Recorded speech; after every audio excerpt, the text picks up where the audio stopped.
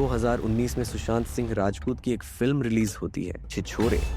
मेरे हिसाब से ये सिर्फ सुशांत की ही नहीं बल्कि बॉलीवुड की सबसे बेहतरीन फिल्मों में से एक है। और अगर उनकी एक्टिंग की बात करें तो यकीन मानिए शब्द कम पड़ जाएंगे। जिस तरह से उन्होंने उस किरदार को निभाया था वो वाकई कमाल था। लेकिन इस फिल्म की सबसे खास बात थी इसका संदेश, इज नॉट एन ऑप्शन। यानी चाहे जिंदगी में कितनी भी मुश्किलें क्यों ना आए, आत्महत्या कभी भी समाधान नहीं हो सकती। लेकिन शायद किस्मत को कुछ और ही मंजूर था, क्योंकि ठीक कुछ महीनों बाद पूरा देश लॉकडाउन में था। लोग अपने घरों में बंद थे और लगभग हर दिन सिर्फ कोरोना वायरस से जुड़ी खबरें ही सुनाई दे रही थी। लेकिन इसी बीच एक ऐसी खबर सामने आई जिसने पूरे देश को हिलाकर रख दिया।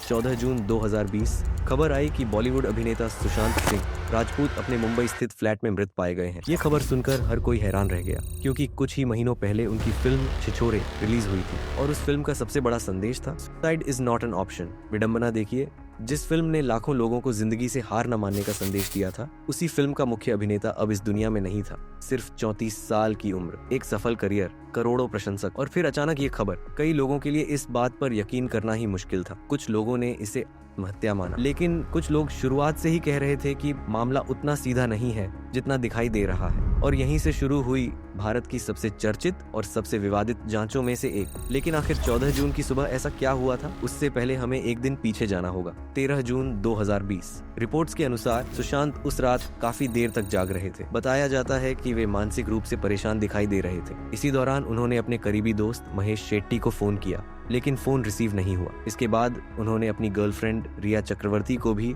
कॉल किया, लेकिन वहां से भी कोई जवाब नहीं मिला। उसके बाद उन्होंने फोन बंद किया और सोने चले गए। अगली सुबह 14 जून सुबह लगभग 9 बजे के आसपास सुशांत उठे। उन्होंने घर के कुक से नारियल पानी और कुछ फल मांगे। उस समय फ्लैट में सुशांत अकेले नहीं थे, वहां 2 घरेलू कर्मचारी और उनके 2 दोस्त भी मौजूद थे, यानी कुल 5 लोग उस अपार्टमेंट में थे। नारियल पानी और फल खाने के बाद सुशांत अपने कमरे में गए और अंदर से दरवाजा बंद कर लिया। किसी को अंदाजा भी नहीं था कि यही आखिरी बार था जब उन्हें जिंदा देखा जा रहा था। दोपहर के समय जब खाना देने का समय हुआ तो कुक ने दरवाजा खटखटाया, लेकिन अंदर से कोई जवाब नहीं आया। शुरुआत में किसी को ज्यादा चिंता नहीं हुई, लेकिन काफी देर तक कोई प्रतिक्रिया न मिलने पर बात अजीब लगने लगी।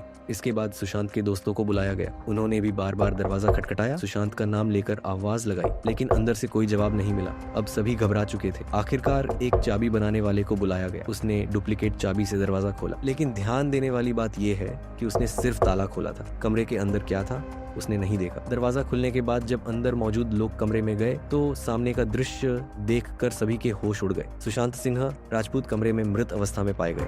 बताया जाता है कि उनके शरीर में किसी तरह की गतिविधि नहीं थी। घबराहट में और शायद इस उम्मीद में कि कहीं अभी जान बाकी हो, उनके दोस्तों ने उन्हें नीचे उतारा, लेकिन कोई प्रतिक्रिया नहीं मिली। इसके बाद पुलिस को सूचना दी गई और देखते ही देखते ये खबर पूरे देश में फैल गई। न्यूज चैनल्स पर सिर्फ एक ही खबर चल रही थी, बॉलीवुड अभिनेता सुशांत सिंह राजपूत नहीं रहे। पूरा देश सदमे में था, लेकिन सबसे बड़ा सवाल अभी भी वही था, आखिर ऐसा क्यों हुआ? क्योंकि सुशांत अपने पीछे नोट छोड़कर नहीं गए थे, और शायद इसी वजह से उनकी मौत के साथ शुरू हुआ सवालों का ऐसा सिलसिला जो आने वाले कई महीनों तक पूरे देश की राजनीति, मीडिया और बॉलीवुड को प्रभावित करने वाला था। और इसी दौरान सामने आए ऐसे आरोप जिन्होंने इस मामले को एक साधारण मौत के केस से निकालकर देश के सबसे बड़े विवादों में बदल दिया।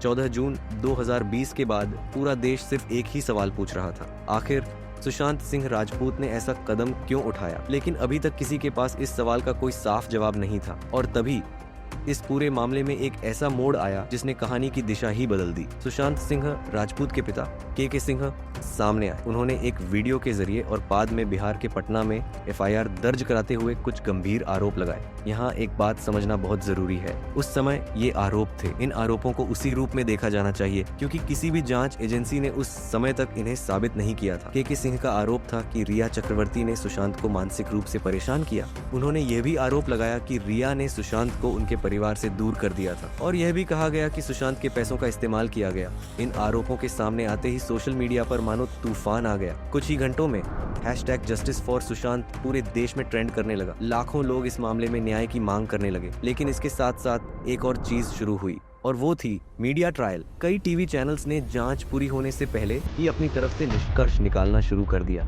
कुछ एंकर खुद ही जज बन बैठे और धीरे धीरे रिया चक्रवर्ती को इस पूरे मामले का मुख्य विलेन बनाकर पेश किया जाने लगा। ऐसा माहौल बन गया जैसे फैसला अदालत नहीं बल्कि टीवी स्टूडियो में ही हो चुका हो। लगातार ऐसे दावे किए जाने लगे कि रिया ने सुशांत को ड्रग्स की लत लगाई, रिया ने करोड़ों रुपए हड़प लिए, रिया ने मानसिक प्रताड़ना दी और अंत में उसी वजह से सुशांत की मौत हुई। लेकिन उस समय तक ये सारे दावे सिर्फ आरोप थे, इनमें से किसी भी बात को आधिकारिक तौर पर साबित नहीं किया गया था। दूसरी तरफ मुंबई पुलिस अपनी जांच में लगी हुई थी। इसी दौरान सुशांत के फोन, लैपटॉप और डिजिटल रिकॉर्ड्स की जांच शुरू हुई और फिर इस मामले में एक नया एंगल सामने आया, ड्रग्स एंगल। जांच के दौरान कुछ चैट्स सामने आए।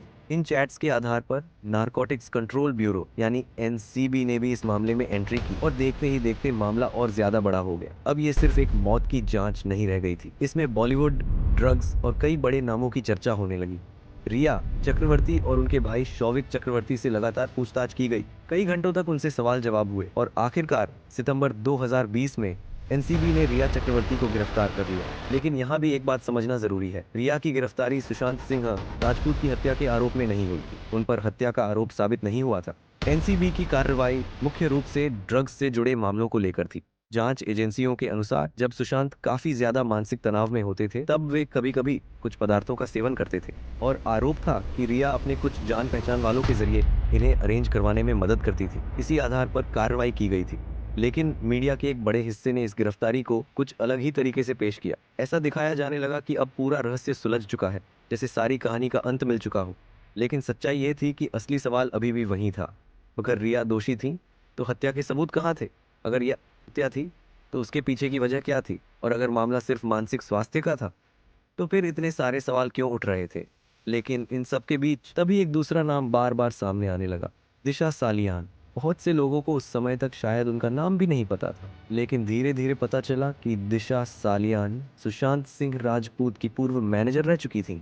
और सबसे हैरान करने वाली बात, दिशा की मौत सुशांत की मौत से सिर्फ 5 दिन पहले हुई थी, यानी 8 जून 2020 को। और यहीं से शुरू हुई एक ऐसी बहस जो आज तक पूरी तरह खत्म नहीं हुई। लेकिन उससे पहले जानते हैं कि आखिर 8 जून की रात हुआ क्या था। रिपोर्ट्स के मुताबिक अपनी मौत से कुछ दिनों पहले दिशा काफी तनाव में थी। बताया जाता है कि वे पिछले कुछ दिनों से ज्यादा लोगों से बात नहीं कर रही थी। वे अपने पिता से लगातार संपर्क में थी, लेकिन बाकी लोगों से उन्होंने खुद को काफी हद तक अलग कर लिया था। 8 जून की रात दिशा अपने कुछ करीबी दोस्तों के साथ एक अपार्टमेंट में मौजूद थी। वहां एक छोटी सी पार्टी चल रही थी। बताया जाता है कि उस दौरान शराब भी पी गई थी। इसी बीच दिशा ने लंदन में मौजूद अपनी एक दोस्त को वीडियो कॉल किया। कहा जाता है कि यह बातचीत लगभग 1.5 घंटे तक चली। इस बातचीत के दौरान दिशा काफी भावुक थी। उन्होंने अपने काम का तनाव, अपने एक्स बॉयफ्रेंड से जुड़ी परेशानियों और परिवार की तरफ से शादी को लेकर आ रहे दबाव जैसी कई बातें शेयर की। लेकिन उपलब्ध रिपोर्ट्स के अनुसार उस बातचीत में उन्होंने अपने साथ किसी तरह की शारीरिक हिंसा या यौन उत्पीड़न का कोई जिक्र नहीं किया। बाद में वीडियो कॉल खत्म हुई और कुछ देर बाद दिशा सालियान अपने अपार्टमेंट की 14वीं मंजिल से गिर गई, जिसके बाद उनकी मौत हो गई। शुरुआती जांच में इसे हत्या माना गया, लेकिन मामला यहीं खत्म नहीं हुआ, क्योंकि इसके तुरंत बाद सोशल मीडिया पर कई तरह की थ्योरी सामने आने लगी। कुछ लोगों ने कहा कि यह हत्या नहीं थी बल्कि एक सुनियोजित हत्या। कुछ लोगों का दावा था कि दिशा को जानबूझकर शराब पिलाई गई और बाद में उन्हें धक्का दिया गया। लेकिन यह समझना बहुत जरूरी है कि ये दावे और थ्योरीज थी। इन दावों को जांच एजेंसियों द्वारा प्रमाणित नहीं किया गया था। लेकिन फिर इस पूरे मामले में राजनीति की एंट्री हुई। भारतीय जनता पार्टी के नेता नारायण राणे ने सार्वजनिक रूप से कुछ गंभीर आरोप लगाए। उन्होंने दावा किया कि दिशा सालियान एक वीआईपी पार्टी में मौजूद थी और वहां कई प्रभावशाली लोग भी मौजूद थे। इन्हीं आरोपों के दौरान महाराष्ट्र के तत्कालीन मुख्यमंत्री उद्धव ठाकरे के बेटे आदित्य ठाकरे का नाम भी चर्चा में आया। लेकिन यहाँ भी यह समझना जरूरी है कि ये आरोप थे। इन आरोपों को किसी जांच एजेंसी द्वारा साबित नहीं किया गया था। शुरुआत में बहुत से लोगों ने इन दावों को राजनीतिक बयानबाजी माना, क्योंकि उस समय महाराष्ट्र में शिवसेना की सरकार थी और बीजेपी विपक्ष में थी। ऐसे में कई लोगों का मानना था कि सुशांत केस की लोकप्रियता का राजनीतिक फायदा उठाने की कोशिश की जा रही है। लेकिन विवाद तब और बढ़ गया जब दिशा सालियान के पिता का एक बयान सामने आया। बॉडी में ऐसा कुछ दिखाई नहीं दे रहा है। वो 14 माले से रही, ऐसा कुछ नहीं दिखाई दे रहा है। आपको फोटो भी भेजा था मैंने, जिसे लेकर मीडिया में काफी चर्चा हुई। हालांकि बाद में कई तरह की रिपोर्ट्स और जांच सामने आई और समय के साथ इस पूरे मामले की दिशा बदलती चली गई। इस बीच मीडिया का एक बड़ा हिस्सा लगातार दिशा सालियान और सुशांत सिंह राजपूत की मौत को आपस में जोड़ने लगा। टीवी डिबेट्स में तरह तरह के दावे किए जाने लगे। कुछ लोग कहने लगे कि दिशा की मौत का राज सुशांत जानते थे। कुछ लोगों का दावा था कि शायद दोनों मामलों का कोई गहरा संबंध है, लेकिन इन दावों के समर्थन में कोई निर्णायक सबूत सामने नहीं आए। फिर भी एक बात ने लोगों का ध्यान अपनी ओर खींचा और वो थी सुशांत सिंह राजपूत की गूगल सर्च हिस्ट्री।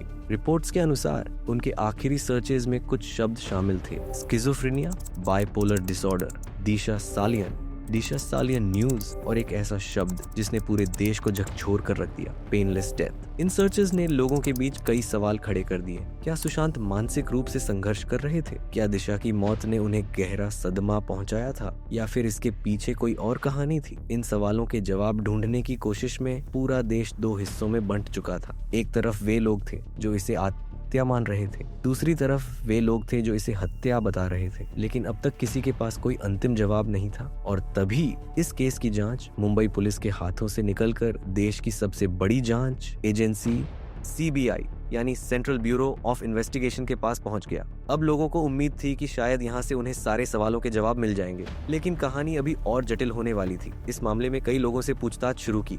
सुशांत के दोस्त, घर में काम करने वाले कर्मचारी, मैनेजर और उनकी गर्लफ्रेंड रिया चक्रवर्ती। रिया से कई दिनों तक घंटों पूछताछ हुई। उनके phone records, bank transactions, chats और यात्रा से जुड़ी जानकारियों की जांच की गई, क्योंकि सोशल मीडिया और मीडिया के एक बड़े हिस्से में लगातार यह दावा किया जा रहा था कि रिया ने सुशांत के पैसों का गलत इस्तेमाल किया, उन्हें परिवार से दूर किया, मानसिक रूप से प्रताड़ित किया और यहाँ तक कि उनकी मौत के पीछे भी उनका हाथ है। लेकिन यहाँ एक बात याद रखना जरूरी है, ये सारे आरोप थे और किसी भी आरोप को साबित करने के लिए सबूतों की जरूरत होती है। जांच एजेंसियों ने रिया के बैंक खातों, आर्थिक लेन देन और अन्य रिकॉर्ड्स की जांच की, लेकिन करोड़ों रुपए के गबन या हत्या जैसे आरोपों को साबित करने वाले निर्णायक सबूत सामने नहीं आए। लेकिन तभी इस पूरे मामले में एक नया मोड़ आया, ड्रग्स एंगल। रिया चक्रवर्ती के कुछ व्हाट्सएप चैट्स सामने आए। इन चैट्स के आधार पर नारकोटिक्स कंट्रोल ब्यूरो यानी NCB ने इस मामले में अपनी जांच शुरू की और देखते ही देखते मामला बॉलीवुड ड्रग्स कनेक्शन तक पहुंच गया। रिया चक्रवर्ती, उनके भाई शौविक चक्रवर्ती और कई अन्य लोगों से पूछताछ की गई। सितंबर 2020 में रिया चक्रवर्ती को गिरफ्तार भी किया गया। लेकिन यहाँ एक बात बहुत महत्वपूर्ण है, रिया की गिरफ्तारी हत्या के आरोप में नहीं हुई थी। उनकी गिरफ्तारी ड्रग्स से जुड़े मामलों में NCB की जांच के आधार पर हुई थी। रिपोर्ट्स के अनुसार सुशांत सिंह राजपूत रिया से मिलने से पहले भी कुछ पदार्थों का सेवन करते थे और आरोप यह था कि जब वे मानसिक तनाव में होते थे तब कुछ चीजें उनके लिए अरेंज की जाती थी। इसी आधार पर NCB ने कार्रवाई की। लेकिन दूसरी तरफ मीडिया का एक बड़ा हिस्सा इस गिरफ्तारी को बिल्कुल अलग तरीके से पेश कर रहा था। ऐसा माहौल बना दिया गया मानो पूरा मामला सुलझ चुका हो, जैसे कि दोषी मिल चुका हो। मीडिया ट्रायल 2020 का वह दौर शायद भारतीय मीडिया के सबसे विवादित दौरों में से एक था। हर रात टीवी स्टूडियो में बहसें होती थी, नए नए दावे किए जाते थे, नई कहानियां सुनाई जाती थी और कई बार ऐसा लगता था जैसे अदालत से पहले फैसला टीवी चैनल्स पर सुनाया जा चुका है। रिया चक्रवर्ती को लगातार निशाना बनाया गया, उनका पीछा किया गया। उनके घर के बाहर मीडिया का जमावड़ा